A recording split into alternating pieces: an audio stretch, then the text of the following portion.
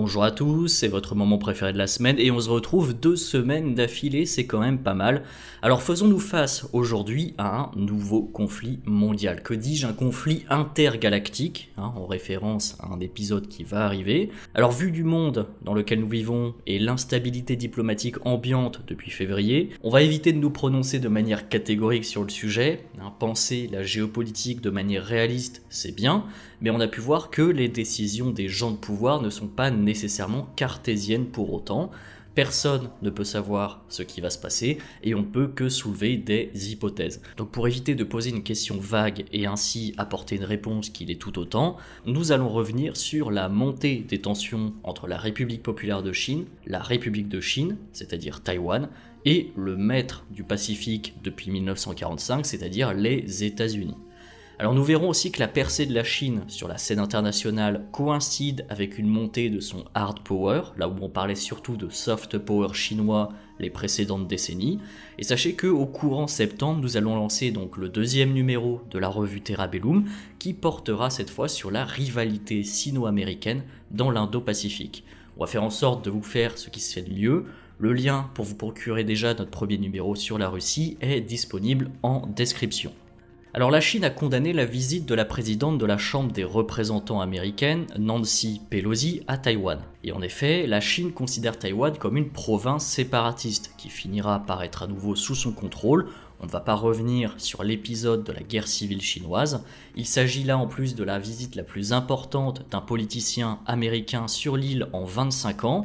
Et Taïwan, de son côté, se considère bien sûr comme un pays indépendant, avec sa propre constitution et aujourd'hui avec des dirigeants démocratiquement élus. Un récent sondage démontre que 80% des citoyens de l'île de Taïwan se considèrent comme taïwanais, là où seulement 5,3% se considèrent comme chinois. Bien sûr, tout ça est beaucoup plus complexe, ce ne sont que des sondages, mais à savoir que de manière générale, c'est là une des particularités et complexités de Taïwan qui est à la base la République de Chine, il ne faut pas l'oublier, mais qui avec le temps a abandonné son objectif de reprendre la Chine continentale aux mains du Parti communiste chinois et qui s'est transformée en une nation de plus en plus distincte.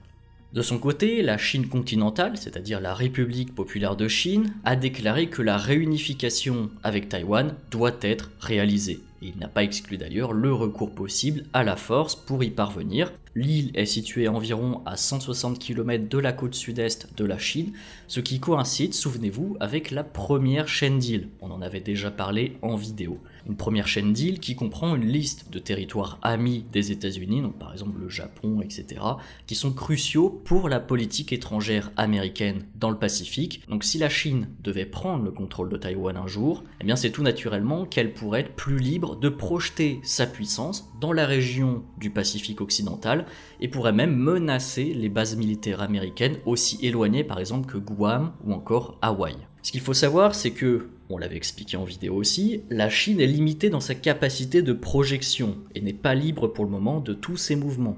Elle est limitée par la stratégie de containment, en anglais, qui est mise en place par les États-Unis afin de limiter son expansion dans l'Indo-Pacifique. Et d'ailleurs, on va approfondir cette notion d'endiguement, en bon français, mise en place par les États-Unis afin de limiter l'expansion de la Chine dans une prochaine vidéo. Donc tout ça se mêle de concert, vous commencez à comprendre la géopolitique, des intérêts croisés, des intérêts connexes, des rivalités, mais aussi des échanges, il ne faut pas l'oublier. Il y a des projets comme la route de la soie, le collier de perles, qui ont permis à la Chine d'exporter son soft power à travers plusieurs pays voisins, voire même jusqu'en Europe, et ainsi permis à la Chine d'asseoir une certaine domination économique, ce qui a offert de facto la possibilité d'asseoir sa domination militaire sur ces pays. Et notamment des pays, donc ça peut être en Asie, ça peut être en Afrique, ça peut être en Europe, dont les systèmes financiers ne sont pas suffisamment robustes pour rembourser les institutions chinoises, et ils les remboursent en nature. Alors la réponse de la Chine à l'atterrissage de Nancy Pelosi à Taïwan, c'est un exercice militaire qui vise à encercler Taïwan, on ne va pas rentrer plus que ça dans les détails, aussi bien dans l'espace aérien que dans l'espace maritime. Pelosi, c'est le premier président de la Chambre à se rendre à Taïwan depuis une précédente visite d'un représentant en 1997, donc ça remonte. Et alors évidemment, la visite de Pelosi est teintée de politique. Dans un premier temps, dans son discours, elle a surtout appuyé la notion de démocratie dynamique de Taïwan, que les États-Unis honoraient un engagement inébranlable à Taïwan, et elle a aussi déclaré que sa visite allait se poursuivre dans l'Indo-Pacifique. Il faut savoir qu'ensuite elle va se rendre à Singapour, en Malaisie, en Corée du Sud et au Japon, le tout avec un axe sur la sécurité mutuelle, le partenariat économique et la gouvernance démocratique. Alors pourquoi je dis gouvernance démocratique ? En l'occurrence, il y a vraiment une différence politique et une différence de régime, en fait, tout simplement, entre la République populaire de Chine et les États-Unis et leurs alliés. Après, c'est bien, c'est moins bien, là n'est pas la question. Il y a avant tout un combat idéologique en cours dans l'Indo-Pacifique. Donc le ministère chinois de la Défense a déclaré qu'il lançait des opérations militaires ciblées en réponse à la visite de Pelosi sur l'île. Et par ailleurs, Shi Yi, le porte-parole de l'Eastern Theater Command, a déclaré dans son communiqué « Cette action vise la récente escalade majeure et choquante des États-Unis sur la question de Taïwan et sert d'avertissement sérieux aux forces indépendantistes taïwanaises ou ceux qui recherchent l'indépendance. » On voit vraiment là la pensée de ce qu'est Taïwan pour la Chine. Et la Chine a déclaré que les opérations militaires seraient lancées donc le 4 août, elles ont en réalité déjà commencé depuis maintenant plusieurs heures à l'heure où j'enregistre cette vidéo, dans 6 zones qui encerclent l'île. De leur côté, les États-Unis se justifient également, ils disent qu'ils se sont engagés à soutenir la défense de Taïwan, que la loi stipulait que les États-Unis considéreraient tout effort visant à déterminer l'avenir de Taïwan par des moyens autres que pacifiques, une menace pour la paix et la sécurité de la région du Pacifique occidental, ce qui a conduit le département américain de la défense à conclure que l'armée chinoise se prépare probablement à une éventualité pour unifier Taïwan à la République populaire de Chine par la force. Il y a aussi toute une lutte qu'on ne peut pas vraiment percevoir qui se déroule dans le cyberespace, avec des dizaines d'attaques qui sont lancées contre des agences gouvernementales taïwanaises.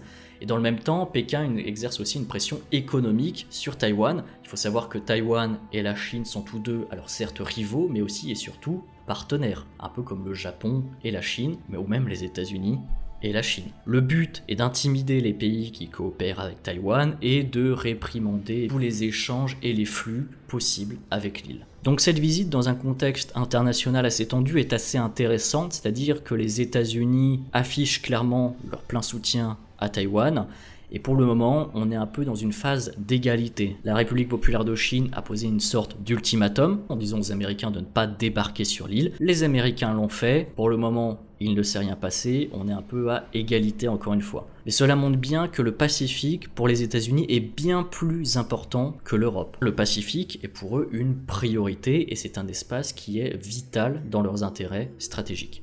Alors la grande question maintenant, c'est Taïwan peut-elle se défendre ? La Chine pourrait tenter de provoquer la réunification par des moyens non militaires, tels que le renforcement des liens économiques. Mais dans toute confrontation militaire, les forces armées chinoises éclipseraient celles de Taïwan en théorie. La Chine dépense plus que n'importe quel pays, à l'exception des États-Unis, pour la défense et pourrait s'appuyer sur une vaste gamme de capacités, de puissance navale, de sa technologie en missiles, en passant par les avions et les cyberattaques, sans même parler de sa proximité avec l'île. Mais en termes globaux de personnel en service actif par exemple, il existe un énorme déséquilibre entre Taïwan et la République populaire de Chine. Dans un conflit ouvert, on peut estimer probable que Taïwan pourrait au mieux viser à ralentir une attaque chinoise, tenter d'empêcher un débarquement à terre par les forces amphibies chinoises en attendant une aide extérieure. Cette aide, elle pourrait provenir bien sûr des États-Unis qui vendent des armes à Taïwan et qui ont déjà démontré notamment leur fonction de pré-bail à l'Ukraine en ce moment même avec la guerre qui est en cours. Sachant que comme on l'a dit précédemment, Taïwan est bien plus important pour les États-Unis que ne l'est l'Ukraine. Jusqu'à présent, Washington fait une politique d'ambiguïté stratégique, qui signifie que les États-Unis n'étaient délibérément pas clairs sur la question de savoir si ou comment ils défendraient Taïwan en cas d'attaque. Ce qui est intéressant d'ailleurs, c'est que diplomatiquement, les États-Unis s'en tiennent actuellement à la politique de la Chine unique, c'est-à-dire qu'ils ne reconnaissent qu'un seul gouvernement chinois, qui est à Beijing, et ils entretiennent des liens formels avec la Chine de préférence, plutôt qu'avec Taïwan.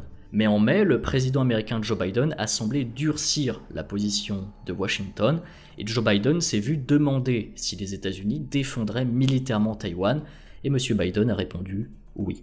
Tout ça est bien sûr à prendre dans le contexte actuel, c'est-à-dire que les États-Unis maintenant savent que des puissances continentales peuvent ouvertement lancer des offensives, ils prennent les devants et affirment maintenant clairement si oui ou non ils seront prêts à défendre des pays. Après, la question de savoir s'ils vont véritablement le faire reste en suspens bien sûr, on n'est pas encore là pour le vérifier. Un autre point qu'il faudrait quand même aborder dans cette vidéo, c'est qu'une grande partie de l'équipement électronique quotidien dans le monde, c'est-à-dire les téléphones, les ordinateurs portables, les montres, les consoles, etc., sont alimentés par des puces informatiques fabriquées à Taïwan. Et une seule entreprise taïwanaise, c'est-à-dire la Taiwan Semiconductor Manufacturing Company, ou TSMC, détient plus de la moitié du marché mondial des semi-conducteurs. Ça peut être aussi bien des clients consommateurs civils ou militaires. C'est une vaste industrie d'une valeur de près de 100 milliards de dollars en 2021. Et là on comprend mieux une autre valeur stratégique de Taïwan pour la Chine. Et bien cela pourrait donner à la Chine un contrôle assuré sur l'une des industries les plus importantes du monde. Cette vidéo récapitule les différents courants, aussi bien venant de la Chine que des États-Unis, mais aussi l'importance de Taïwan. On a essayé d'être le plus synthétique possible. Je pense que de prochaines vidéos un peu plus approfondies sur des thématiques spécifiques arriveront dans les prochains mois. En attendant, je vous invite à pousser l'algorithme YouTube, donc n'oubliez pas de partager cette vidéo, de l'aimer, de commenter. N'hésitez pas non plus à poser vos différentes questions, vos différentes suppositions sur ce qui pourrait se passer dans les prochains jours, mois ou années, ou si par exemple vous pensez véritablement qu'une attaque chinoise sur Taïwan est inévitable un jour ou l'autre. En attendant, n'hésitez pas à nous retrouver sur nos différents réseaux sociaux, Telegram, Discord, Facebook, Instagram. Vous pouvez également vous abonner ou acheter la revue Terabellum. Le premier numéro est déjà sorti et porte sur la Russie, et le deuxième numéro arrivera courant septembre et portera sur la rivalité sino-américaine. Merci à tous d'avoir regardé jusqu'au bout et je vous dis à la prochaine.